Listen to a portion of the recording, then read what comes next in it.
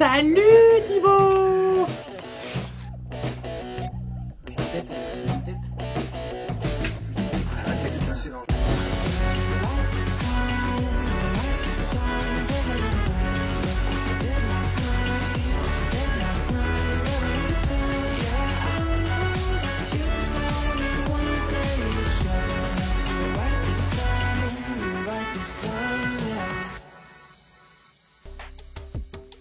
Aujourd'hui on s'attaque à un gros dossier les amis, parce que l'année dernière on avait fait une grande vidéo sur les pubalgies, comment s'en remettre, comment éviter l'opération, comment ça vient aussi. On en avait parlé longuement dans une vidéo lors d'un live, mais c'était trop grand pour à lire, à regarder tout simplement. Donc on a voulu aujourd'hui en faire une vidéo plus concise, voilà, ramassée, où on vous explique tout, parce que il y a tellement de sportifs amateurs ou professionnels à qui ce mot rentre dans la tête et qui finissent sur le billard à se faire opérer. On en parle tout de suite.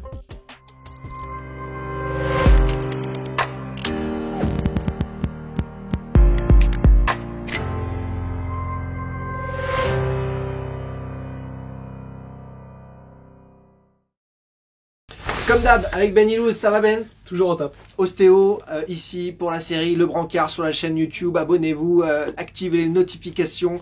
Les amis, merci pour donner autant de force tous les jours sur les réseaux avec autant de commentaires. Aujourd'hui, on va vous aider pour en finir avec ces problèmes de pubalgie, cette région du pubis qui s'inflamme et qui finit quasiment tout le temps par des opérations, parce qu'on le voit même sur les réseaux encore dernièrement avec Misiane Maolida qui met fin à sa saison en mettant « ça fait des mois que je traîne une pubalgie, je joue à 60%, en gros, c'est à peu près le cas de beaucoup de sportifs, du coup ils se font opérer et ils reviennent 1 mois, 2 mois, 3 mois après. » Alors Ben, on aura l'avis aussi de Flavien, ostéopathe à Lyon qui soigne les pubalgies fréquemment comme toi avec grand succès. Toi, qu'est-ce que t'en penses de tout ça?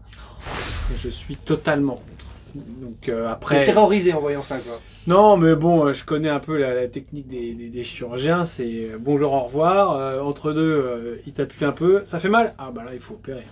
Donc ça, c'est la classique. Donc je sais pas s'il y a sûrement pas mal qui vont reconnaître. Qui vont nous mettre en commentaire. Ah, c'est vrai, il n'a pas passé beaucoup de temps. Hein. Oui, non, c'est toujours la même chose. Donc une inflammation du pubis, donc ça veut dire pubalgie, voilà. Donc c'est classique.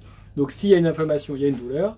Donc si on appuie sur une inflammation, ça fait mal. Donc en fait, quoi qu'il arrive, si on va consulter pour une douleur au pubis, quand on va appuyer dessus, ça va être très sensible. Du 100% au loto. Donc on est du 100%, et après on dit, bah après ça, bon, 3 mois, ça ira mieux. Bon, il y en a qui reviennent plus tôt. Bon, c'est toujours 4 à 6 mois, la plupart du temps. Et alors après, nous, on le voit au cabinet, c'est... C'est cata à remettre. Le taux de réussite, il est vraiment très bas. Parce qu'on en a parlé dans une vidéo ensemble, Verratti, Marco Verratti, l'italien du PSG, opéré 2 fois d'une pubalgie coup sur coup, il n'est jamais revenu à son niveau physique. Bah, on l'a vu encore contre City, il a fait une super première mi-temps, il a couru de fou. C'est monsieur 1 heure. Et pouf, plus rien, parce que tous ses muscles sont fatigués en fait. Il y a eu...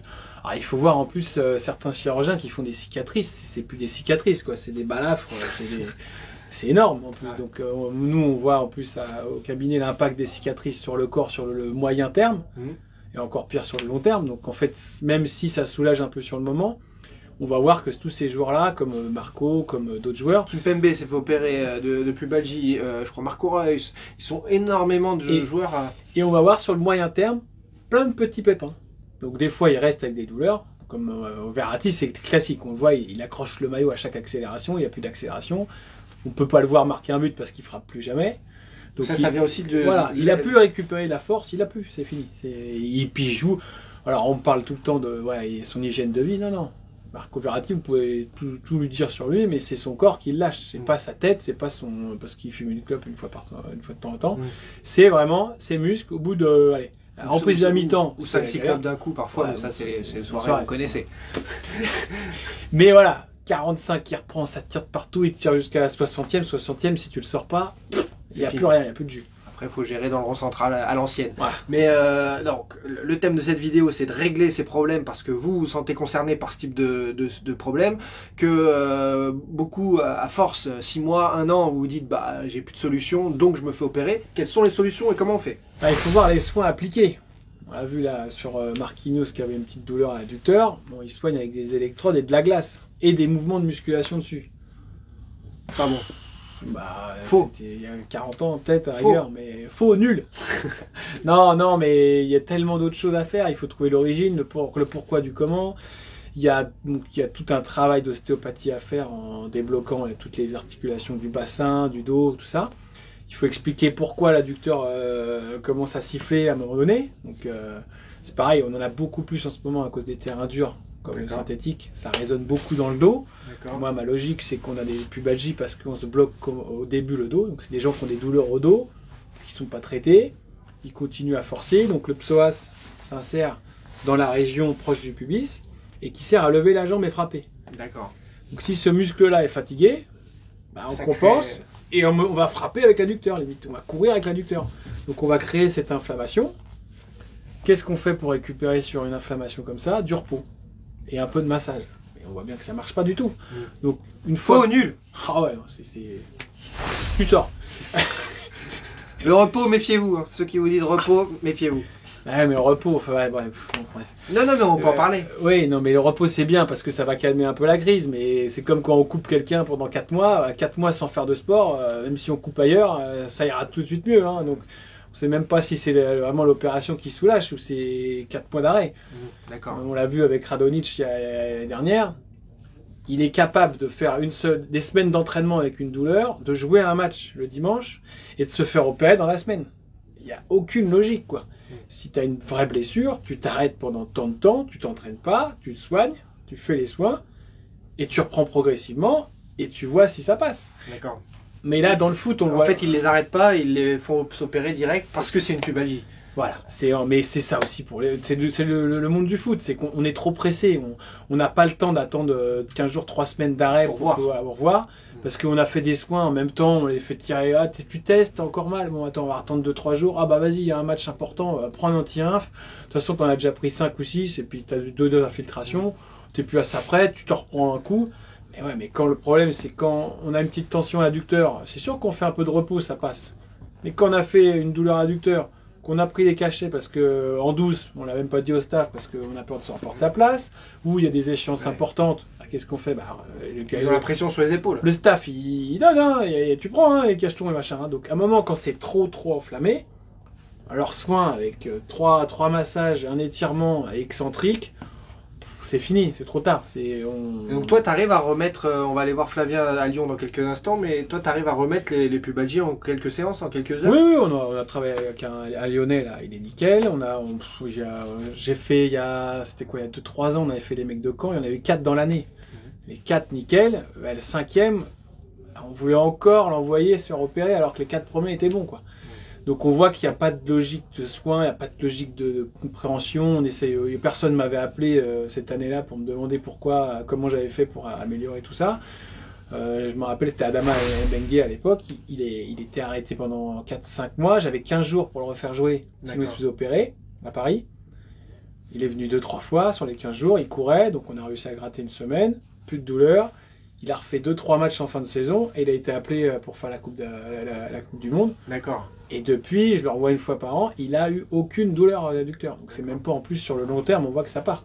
Par contre, voilà, il avait une dos, c'était catastrophique. Il avait tellement forcé, il n'arrivait même plus à aller aux toilettes le matin, tellement que ça lui faisait mal. C'est des trucs où, voilà, on a passé un stade où... Si je comprends bien, en 15 jours de soins, on peut traiter une pubalgie. Et c'est pas un truc incroyable. Mais il faut nous laisser 15 jours et arrêter. Pas faire une séance, le lendemain il s'entraîne normalement, le surlendemain il y a un match. C'est compliqué. Et c'est toujours plus court que les 1 mois, 2 mois, 3 mois d'arrêt d'une opération. On est d'accord. Il faut tout essayer avant de faire l'opération. Après, j'ai eu des cas où on n'a pas réussi à soigner. Et on a conseillé certains chirurgiens parce qu'on sait que ceux-là, ils travaillent bien. Ils savent que, voilà. C'est des cas spécifiques sur des problèmes spécifiques. C'est peut-être, on n'est même pas à 10%. D'accord. On est vraiment sur des cas extrêmes. On a tout essayé. On a vu le dentiste, on a fait travaillé sur l'alimentation. On fait tout. Et après, on voit si, au bout d'un mois, un mois vraiment, on voit qu'il n'y a pas d'amélioration. Bon, bah là, oui, il y a tout ce qui va être après chirurgie. Et voilà. Il est l'heure. On file, décalage horaire énorme. On file du côté de Lyon. Flavien, je vais poser 3-4 questions lui aussi, il est ostéopathe, il a traité notamment récemment un joueur de 3, il a traité plusieurs professionnels aussi dans le monde du rugby, et lui aussi il a d'énormes pourcentages de réussite en traitant les pubalgies à sa façon, des techniques aussi différentes mais qui reviennent au même, il cherche la cause au problème. Discussion avec Flavien pour vous apprendre encore d'autres choses. On était à Grigny, les amis. Nous voici du côté de Lyon avec Flavien Mouret, ostéopathe. Comment ça va, Flavien? Salut Thibaut, ça va super, merci.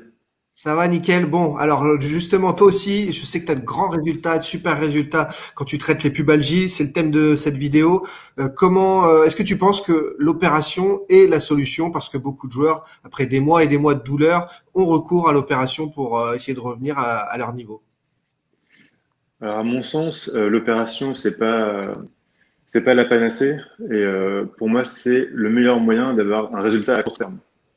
Souvent voilà, les clubs prennent cette option-là parce que du coup les joueurs peuvent rejouer relativement rapidement donc après l'opération.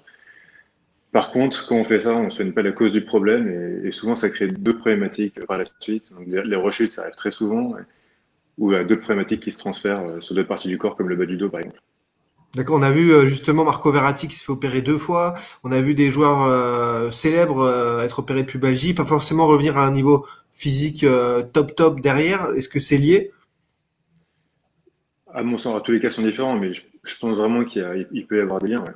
Encore une fois, si on a une problématique, je, sais pas, je vais dire un problématique de posture, par exemple, et qu'on la règle pas, qu'on règle pas le fond du problème et qu'on opère, du coup, le fond restera le même. Donc, si le joueur compense par une pubalgie à un moment donné, on opère très bien au niveau de l'adducteur, ça peut tenir ou pas. On peut avoir une rechute. Par contre, ça se retransformera par une autre douleur au niveau du genou, au niveau du bas du dos ou autre. Tant qu'on n'aura pas soigné la cause du problème, à mon sens, ça aura tendance à revenir. J'ai l'impression que c'est devenu un peu l'usine. Et pourquoi les joueurs se font opérer si souvent? C'est-à-dire que maintenant, pubalgie, allez, 2 mois 2 mois on a mal, on n'arrive pas à trouver la solution. Le joueur, on veut le faire jouer très souvent, et ben on l'opère. Voilà. Est-ce que du coup, tu te dis ouais, les joueurs ils se font beaucoup trop opérer de pubalgie. Il y a d'autres solutions? Clairement, ouais, clairement. Ça tombe bien, j'ai vu un joueur là qui joue en Ligue 2, là, 6 mois de pubalgie. Donc il joue sous méso, donc il se faisait piquer la veille du match. Il joue son match, il n'a pas de douleur, nickel. Par contre, la nuit du match, vers 2-3 heures du matin, réveil, douleur pendant 36-48 heures après le match. Donc il a fait ça pendant 6 mois. Et je pense que, après c'est un joueur qui est en prêt, bon, il y a d'autres dynamiques qui sont politiques, mais ce qui se Oui, passe, c'est parce que qu'un chaque joueur qui est équipe prêté, du peut, coup, le club à qui il appartient a envie de le faire jouer jusqu'au bout. Ils s'en foutent un peu de c'est le ça. cramer physiquement. On est, C'est voilà, ça. qu'on Puis à la fin de soit, l'année, on il dit ce savent qu'on qu'il va pense. partir. Voilà. Hmm. Donc voilà, encore une fois, ça c'est un cas particulier, hein. Mais voilà, nous, là, il est venu, il a passé 2 jours au cabinet, ouais, il a repris la saison, et j'ai plus sous mes yeux, il a plus de douleur, quoi. Bon, bah alors justement, Voilà. ça m'intéresse. Ce que tu dis, c'est que ça veut dire que toi, là, avec tes manipulations, avec tes techniques, tu l'as remis très vite. Ça faisait des mois et des semaines qu'il traînait une pubalgie. Le staff du club, on n'y arrivait pas manifestement selon avec ses techniques. Qu'est-ce que tu mets en place, toi? On a vu, nous, il y a quelques minutes avec Ben qui mettait des choses en place, lui, et que ça fonctionnait très bien. Toi, de ton côté, quelles sont tes solutions pour soigner les pubalgies et surtout éviter ces opérations qui fracassent les joueurs, qui charcutent les joueurs? Ce qui m'intéresse, c'est de trouver la cause du problème.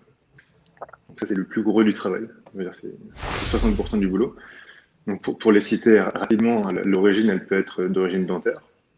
Ça peut être une problématique de posture, comme j'expliquais, parce qu'il y a eu tel antécédent au niveau cheville, genou ou autre, qui fait qu'il y a un phénomène de compensation qui se crée au niveau du corps et au niveau du bassin particulièrement. C'est pour ça que ça va se localiser au niveau des adducteurs ou au niveau des abdos, parce que la pubalgie touche cette zone-là. Ça peut venir d'une origine oculaire qui est mal corrigée, donc une correction au niveau des yeux qui n'est pas faite.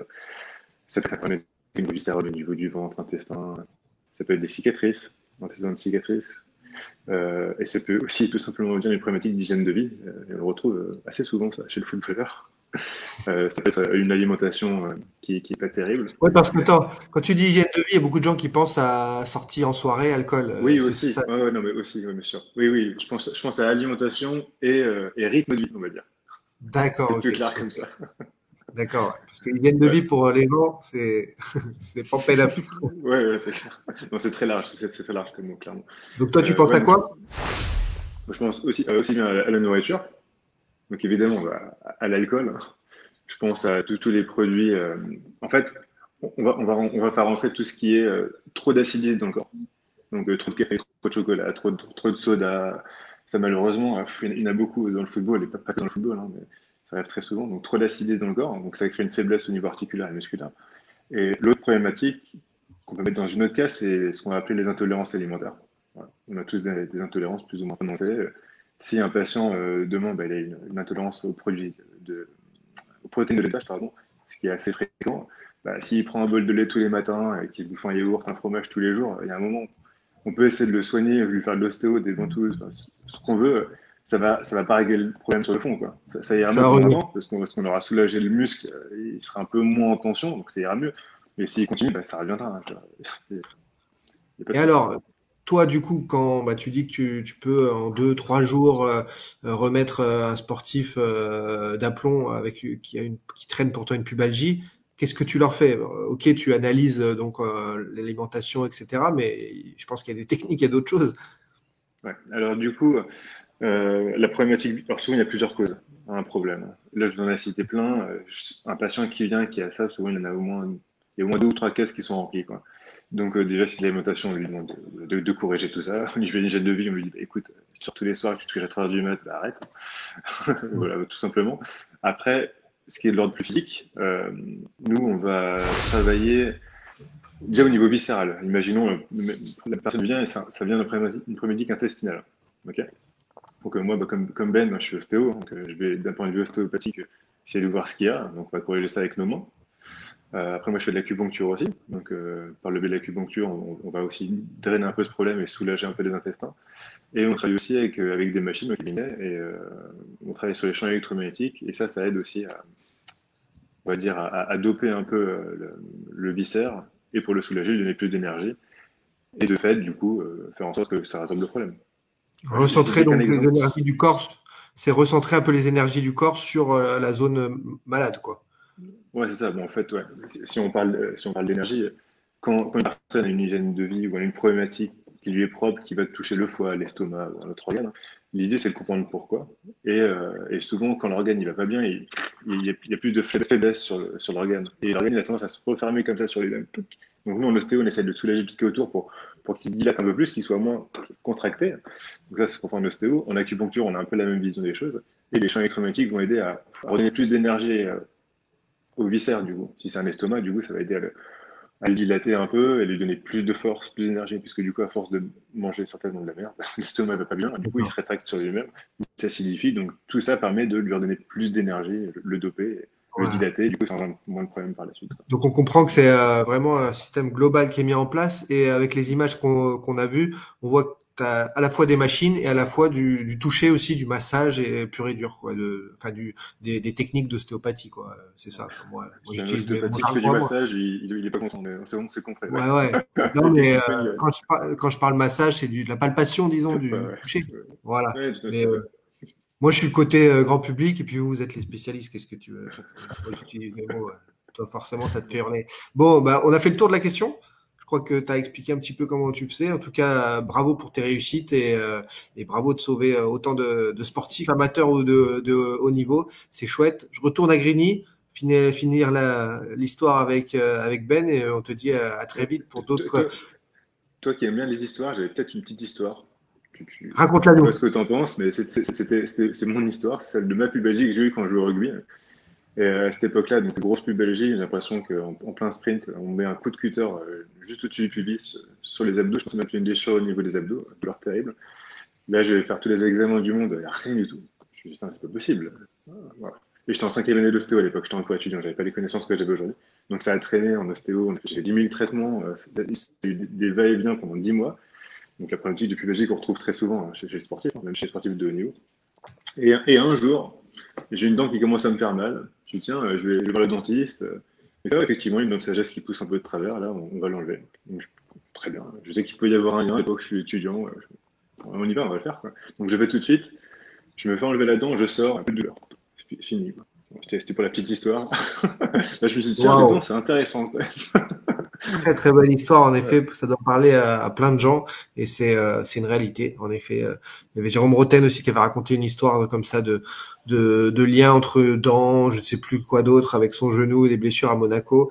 Mais voilà, c'est souvent une réalité, donc faut faire attention à tout. Tu as bien fait de nous raconter ça, et t'oublieras pas bientôt aussi de nous raconter dans une vidéo spéciale, puisque tu parles de tes anecdotes, que en plus de ta pubalgie, tu t'es aussi fait les ligaments croisés, et tu es revenu en très peu de temps, Et ça, on va en faire une vidéo spéciale parce que les ligaments croisés, il n'y a plus besoin de attendre 7-8 mois pour revenir à haut niveau et sur les terrains. Donc voilà, il faut arrêter avec ça.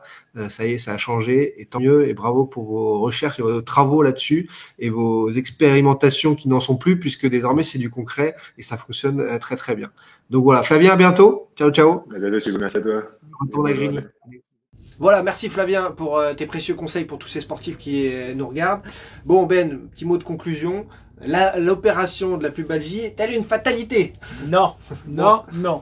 Il faut plutôt rechercher si c'est un problème de, par exemple, manque d'abdos ou de gainage, que ça soit des blocages dans le dos, que ça soit une vieille blessure qui a créé une inflammation. Et voilà, c'est à votre thérapeute de trouver cette petite, l'origine, on va dire, s'il y a un blocage de bassin, travailler dessus, redétendre le muscle en profondeur, jusqu'à récupérer progressivement et reprendre la vie normale. Mais c'est sûr que les joueurs, eux, ils ont envie de jouer, donc ils prennent la pression sportive, la pression du staff médical, et qu'en fait, s'ils ne s'arrêtent jamais pour des soins, c'est forcé qu'au bout d'un an, 6 mois, ils soient tellement pris dans leur tête par cette pression que quand on leur dit opération, ils disent on se fait opérer. Quand ça c'est fait le cercle vicieux. Ça fait 3 mois que tu traînes des douleurs et que tu prends des cachets pour essayer de tenir. T'en peux plus. C'est ça pour tout, hein, pour les genoux. Voilà, donc passez par la case soins, il y a des soins hyper spécifiques pour la pubalgie parce que l'opération c'est encore plus long que tout ça et c'est vraiment du dernier recours de ce que j'ai compris. Encore une fois avec Ben et aujourd'hui exceptionnellement avec Flavien depuis Lyon. Donc voilà, dans toute la France vous pouvez trouver des gens très compétents pour vous sortir de là parce que vous le savez, comme d'habitude dans le brancard, l'objectif c'est de s'entraider, de partager les bonnes solutions et d'aller mieux. Alors on se retrouve très vite. Très vite. Allez, à bientôt les amis et comme d'habitude, on compte sur vous pour relayer un max et partager tout ça. Allez, bye bye.